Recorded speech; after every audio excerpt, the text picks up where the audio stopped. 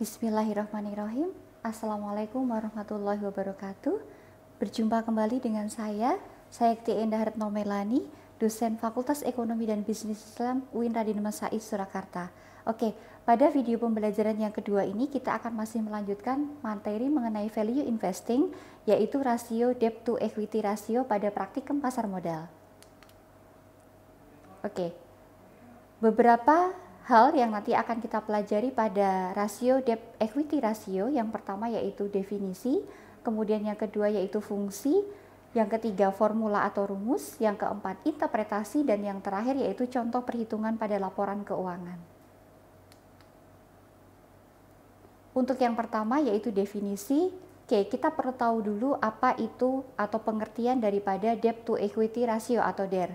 DER merupakan rasio keuangan untuk menilai kemampuan perusahaan dalam melunasi utang jangka panjangnya dan kebijakan keuangan yang diambil dalam mendanai operasional perusahaan. Rasio ini merupakan rasio yang dihitung antara jumlah hutang atau kewajiban, kemudian atau liabilitas terhadap jumlah modal bersih atau ekuitas yang dimiliki oleh perusahaan. Rasio ini juga merupakan salah satu rasio wajib yang merupakan bagian daripada rasio solvabilitas dalam melakukan analisis fundamental keuangan suatu perusahaan, terutama bagi perusahaan yang sudah menjual sahamnya ke publik. Nah, perusahaan yang baik dikatakan baik manakala memiliki rasio debt to equity ratio yaitu kurang dari 1. Artinya semakin rendah rasio DER maka semakin baik nilai fundamental perusahaan. Namun yang perlu kita perhatikan adalah untuk rasio DER mengecualikan saham sektor keuangan yang memang memiliki rasio atau tingkat rasio yang sangat tinggi. Oke, kita bahas lebih jauh dulu mengapa rasio DER pada perusahaan yang bergerak di bidang sektor keuangan, contohnya yaitu bank atau asuransi, memiliki rasio yang tinggi. Untuk yang pertama yaitu DER pada perusahaan yang bergerak di sektor keuangan, bank atau asuransi, ini nilainya bisa mencapai 5-6 kali atau kalau dalam persentase yaitu 500 sampai dengan 600%. DER yang tinggi pada sebuah bank ini menunjukkan seberapa besar jumlah simpanan pihak ketiga atau DPK atau nasabah bank yang menyimpan uangnya di bank tersebut. Sehingga ketika nilai jumlah simpanan nasabah di bank itu semakin tinggi yang mengakibatkan nilai DER itu tinggi, maka semakin banyak dana yang bisa disalurkan sebagai kredit oleh bank tersebut, sehingga potensi keuntungan yang akan diperoleh oleh bank tersebut juga semakin besar. Itulah mengapa DER pada perusahaan di sektor keuangan, bank atau asuransi misalnya itu dia memiliki nilai yang jauh lebih tinggi dibandingkan sektor non-keuangan. Oke, mari kita lihat dulu contoh daripada DER untuk sektor keuangan tahun 2020. Kita contohkan ada 5 bank ya yang ada di Indonesia yang juga go public di BEI gitu ya. Yang pertama yaitu ada BRI, kemudian ada BCA, BMRI dan juga Bank BNI. Kita lihat ternyata memang rasio DER-nya lebih dari 1 kali. Dan DER yang tinggi pada sebuah bank ini justru berdampak bagus selama DPK tersebut disalurkan sebagai kredit dengan cara yang benar, terukur, dan penuh kehati-hatian. Oke, masuk pada fungsi daripada rasio debt to equity ratio. DER digunakan untuk melihat jumlah atau kuantitas penggunaan utang perusahaan. Karena nanti kalau kita lihat formula atau rumus daripada DER itu sendiri dihitung daripada total utang dibagi dengan total ekuitas perusahaan. Sehingga dapat dikatakan fungsi yang pertama yaitu DER itu dapat digunakan untuk melihat jumlah atau kuantitas penggunaan utang perusahaan. Kemudian yang kedua, DER digunakan untuk mengukur kemampuan perusahaan dalam membayar hutang yang dimilikinya. Jadi tidak sekedar untuk menghitung berapa besar jumlah hutang perusahaan, tapi juga bisa kita gunakan untuk mengukur sejauh mana perusahaan itu mampu untuk membayar kewajiban jangka panjangnya. Kemudian yang ketiga yaitu DER digunakan sebagai acuan untuk mengukur struktur modal perusahaan. Jadi sebagaimana kita ketahui struktur modal perusahaan itu bisa diukur dari 2, apakah lebih menggunakan equity atau ekuitas atau modal sendiri, atau berasal dari luar, yaitu yang berasal dari utang atau kewajiban. Nah, teman-teman lihat pada tampilan ini rumus DER atau debt to equity ratio adalah total utang dibagi dengan ekuitas. Apa itu utang gitu ya? Apa itu ekuitas? Maka kita definisikan terlebih dahulu. Liabilitas atau utang adalah kewajiban yang harus dibayar perusahaan secara tunai kepada pihak pemberi hutang dalam jangka waktu tertentu. Nah, liabilitas ini sendiri di dalam laporan keuangan perusahaan itu dibagi menjadi 3 kategori berdasarkan jangka waktu pelunasan, yang meliputi yaitu ada kewajiban atau utang jangka panjang, kewajiban lancar atau utang lancar, dan kewajiban lain-lain. Kemudian yang kedua, komponen dalam perhitungan DER yaitu ada ekuitas atau equity. Equity adalah hak milik perusahaan atas aset atau aktiva perusahaan yang merupakan kekayaan bersih.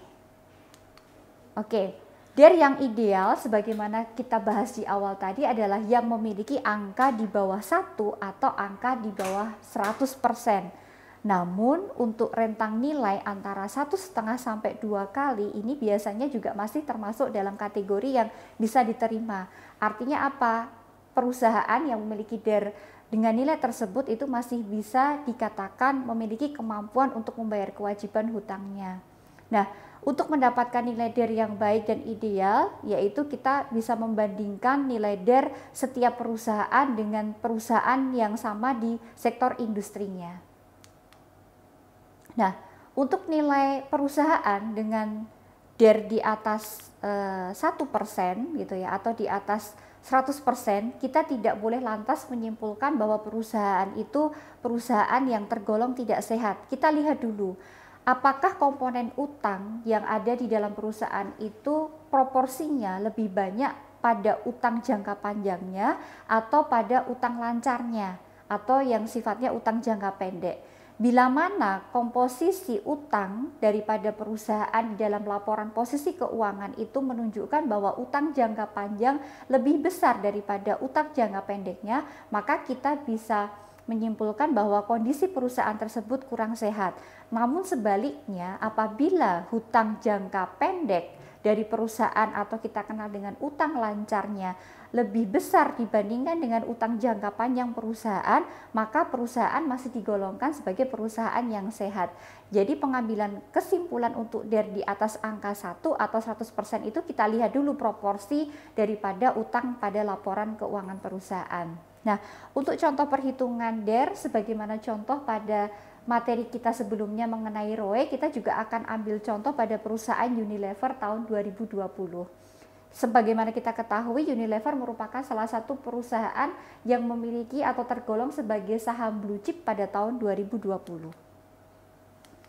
Untuk mendapatkan data laporan keuangan, ini sama tahapannya sebagaimana pada materi kita yang pertama kemarin ketika membahas ROE ya. Kita bisa dapatkan data laporan keuangan melalui situs resmi daripada Bursa Efek Indonesia, yaitu di halaman www.idx.co.id. Nah, nanti teman-teman bisa lihat tampilan IDX sebagaimana pada tampilan seperti ini, nanti sama seperti cara yang sudah kita sampaikan pada pertemuan sebelumnya, yaitu silahkan klik laporan keuangan perusahaan tercatat ya. Nanti kemudian kita masuk, silahkan diisi apakah mau download laporan keuangan atau laporan tahunan. Kita isikan laporan tahunan, kemudian kita isikan ini saham, kemudian kita masukkan kode perusahaan yaitu UNVR dan kita isikan tahun yaitu 2020, kemudian kita klik cari. Ya, setelah kita klik cari tadi, maka kita akan muncul laporan tahunan daripada perusahaan UNVR ya. Kemudian kita masuk kepada laporan posisi keuangan. Nah, kita cari akun liabilitas atau kewajiban. Nah, ini kita bisa lihat teman-teman semua. Nah, ini data ini nanti akan kita gunakan untuk perhitungan daripada akun kewajiban atau liabilitas. Kemudian kita juga akan melihat untuk komponen perhitungan DER itu ada kita ekuitas ya atau modal. Nah, ini data sebagaimana yang kita kotak merah ini nanti kita yang ambil untuk datanya tentunya pada tahun 2020 yang kita ambil angkanya. Nah, kemudian kita masukkan ke rumus.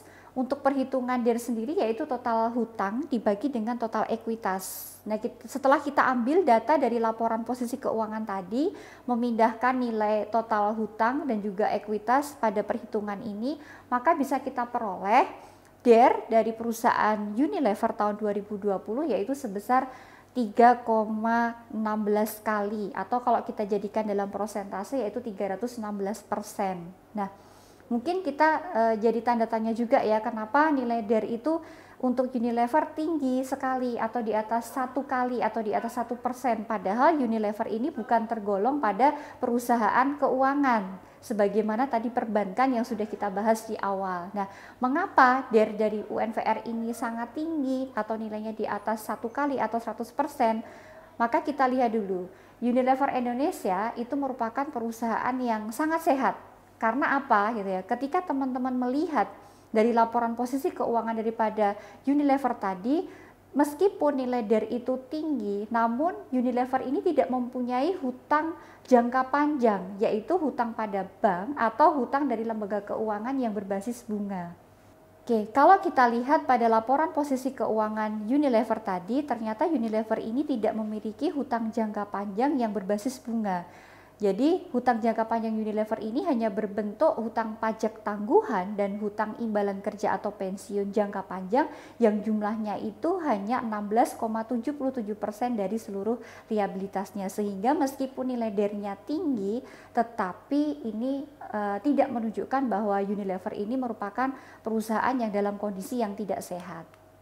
Nah, kita lihat teman-teman pada tampilan ini bahwa komposisi antara liabilitas dan juga ekuitas ini memang liabilitas menunjukkan nilai yang tinggi, namun ternyata nilai liabilitas yang tinggi dari Unilever itu diakibatkan karena utang jangka pendeknya yang nilainya tinggi dibandingkan dengan utang jangka panjangnya, sehingga dapat kita simpulkan DER dari Unilever ini adalah pada posisi yang baik.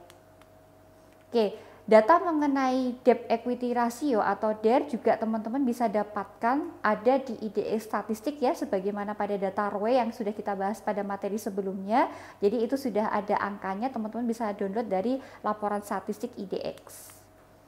Oke, kemudian untuk menganalisa DER lebih jauh gitu ya. Jadi untuk kita memutuskan apakah DER perusahaan itu baik atau tidak, tentunya sama seperti pada rasio lain ya, yaitu kita harus membandingkan nilai DER itu dengan rasio keuangan yang lain. Jadi tidak hanya melihat posisi fundamental perusahaan itu hanya dari rasio DER, tapi kita juga bisa mempertimbangkan rasio keuangan yang lain yang meliputi ada ROA, ada ROE, ada DAR dan sebagainya. Kemudian untuk mengambil keputusan juga berdasarkan pada analisis fundamental kaitannya dengan DER juga, kita juga harus melihat tren analisis atau melihat nilai daripada rasio DER perusahaan itu selama periode tertentu, misalnya 5 tahun, 3 tahun, untuk melihat apakah ada tren yang semakin meningkat, semakin menurun atau stabil. Dan yang ketiga yaitu membandingkan nilai DER perusahaan dengan DER rata-rata industrinya tentunya. Oke, jadi kalau dapat kita simpulkan, debt to equity ratio atau rasio utang terhadap modal ini merupakan salah satu indikator yang penting untuk melihat kondisi kesehatan keuangan suatu perusahaan. Semakin rendah nilai DER atau debt to equity ratio, maka semakin bagus perusahaan itu. Namun indikator debt to equity ratio ini bukan merupakan indikator yang bagus untuk perusahaan keuangan, karena perusahaan keuangan pasti memiliki DER yang jauh sangat tinggi nilainya dibandingkan dengan sektor non keuangan. Oke, demikian tadi pembelajaran kita mengenai rasio debt to equity ratio. Semoga ini bermanfaat untuk teman-teman semua. Terima kasih. Assalamualaikum warahmatullahi wabarakatuh.